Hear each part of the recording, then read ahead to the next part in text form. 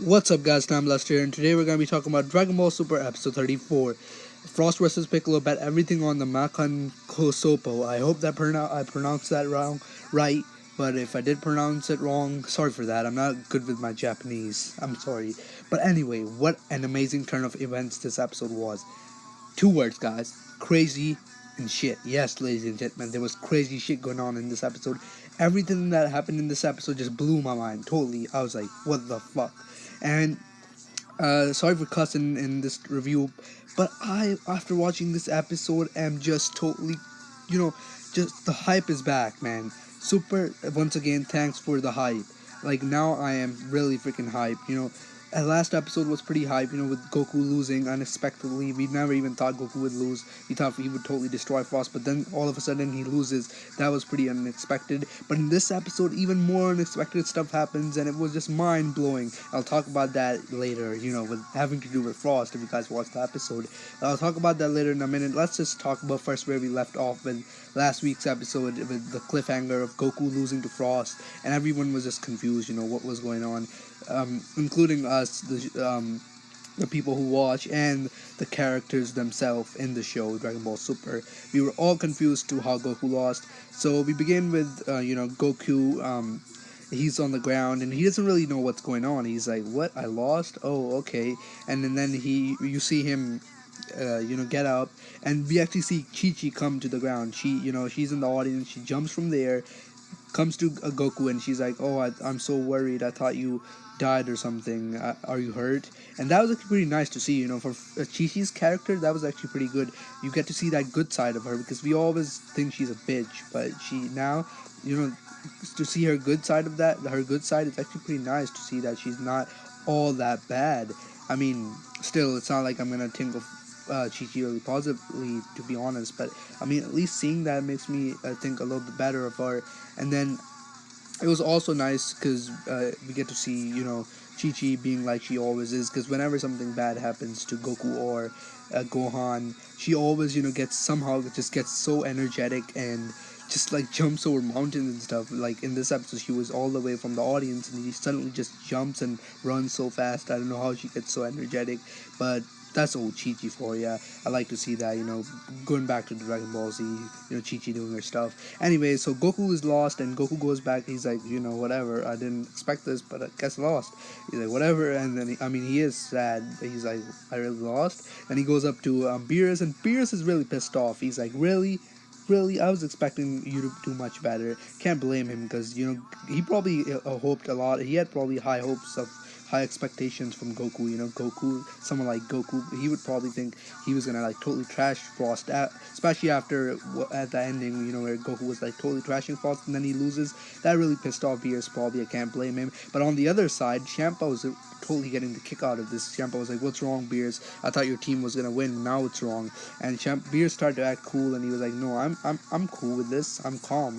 I'm not getting tensed or anything." And he was like, "Good job, Goku. You trying to be cool." But inside, he was actually pissed off. So we continue the battle with Piccolo versus Frost that we saw in the preview, and the fight wasn't really that, that intense, but it was still fine. I mean, some of the stuff in here was pretty cool to see.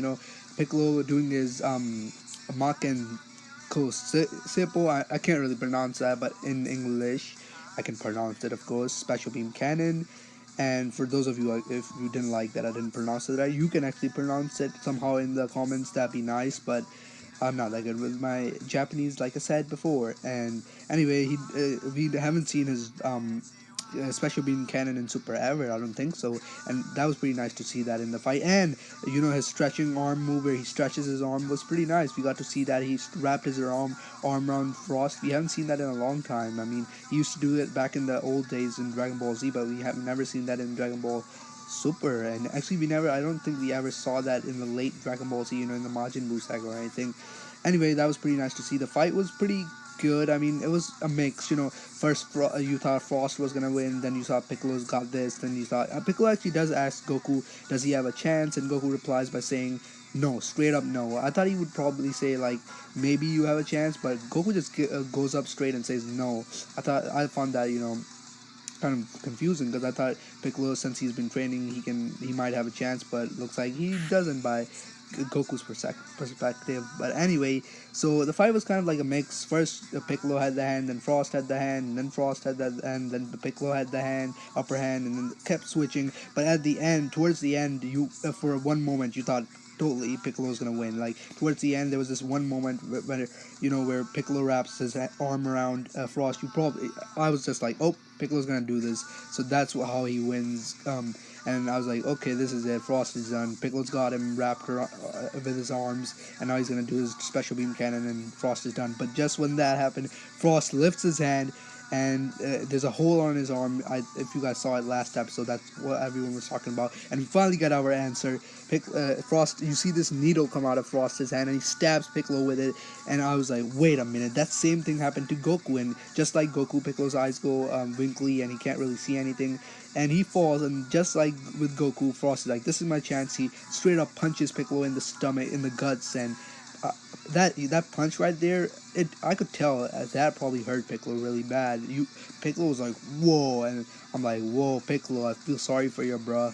Piccolo, you could tell that probably took the shit out of Piccolo, and Piccolo is down. He lost his special beam cannon, and it goes and hits the ceiling, and it actually breaks the shield that Waters made, but that's not really a big thing. They will probably, of course, they're gonna fix it in the next episode or so. Anyway, then Piccolo's on the ground, and Frost is declared the winner. But just when the referee's like, "You're the winner, Frost, you win," Jacko's like, "Nope, this battle's not finished. He did cheating. He has a weapon on it," and everyone's like, "Huh?" And then Ciampa's like, "This is a bunch of crap. If he doesn't have any weapon on it, I'm gonna destroy you all." And then Jacko's like, "Oh, never mind. No, I don't want to be destroyed." But this part's really funny because Beer's like, "I don't care about Jacko's life. I want to still check Frost and I want to see if he has a weapon on it." And Vegeta's like, "Yep, I don't care either." Because Vegeta's like, "Yep, check him." That was pretty nice, to see both sides interact. They were like, one of the sides was like, he doesn't have a weapon, and on the other side, our team, Universe 7, was saying he does have a weapon. And Goku was kind of confused. He's like, "No, Frost is not that kind of a guy." But Vegeta's just like, "Shut up, Kakarot. You don't know. You're just naive." And then, they check Frost, and the referee checks Frost, and just when he's touching Frost's arm, there's a needle that comes out of Frost's arm, a hole that's on his hand, and it stabs. Yes, it stabs the referee, and that's where everyone finds out that Frost is actually deceiving everyone. He was bad all along. He actually, the wars that he said that he, saves people from, he actually creates them and then saves people from them, and he gets the profit out of that. So he is pretty much a villain. I mean, kind of a hero, you could say, but he's mostly a villain because he creates the wars. So just so he can become famous and get the money out of it. And Kaba, this was pretty interesting because Kaba does say, "I thought none of the Universe 6 fighters really knew each other, unlike our Universe 7 fighters. I thought they didn't really know each other." But it turns out Kaba and Frost actually know each other. I mean, they weren't really talking that much, so I didn't assume they knew each other. But Kaba actually said in this episode that when they were saying Frost is a weapon, Kaba was like, "That can't be true. I fought him. I don't know what planet he was, some kind of force." He was saying, "I fought him. I don't know where it was, but he said I fought him, and he didn't do any cheating." But Kaba later finds out Frost is cheating. Yes, Frost, that bitch tricked us all. And sorry for cussing. Sorry for cussing, but I'm really excited after watching this episode. But that bitch, he is a douchebag. He tricked us all along. And I was kind of pissed off because I really like the way, Frost is really similar to Frieza, but yet from the inside he's different. But guess that's totally different from what we were thinking. Frost is pretty much like Frieza. Even Beerus says that. He's like, that's pretty much what Frieza does. When Frost explains what he does, creates all the wars and then finishes them. Beerus is like, that's pretty much what Frieza does. You're a douchebag just like Frieza. And everyone's like, boo, boo. And Champ was really pissed off. Adding on to everyone saying boo, boo to Frost, that's not it. Champa's like, "I'm gonna kill this bitch right now." And then everyone's like, "Cool down, Champa." Champa's like, "No, he's disgracing my team." But Water's actually like, "This is actually good.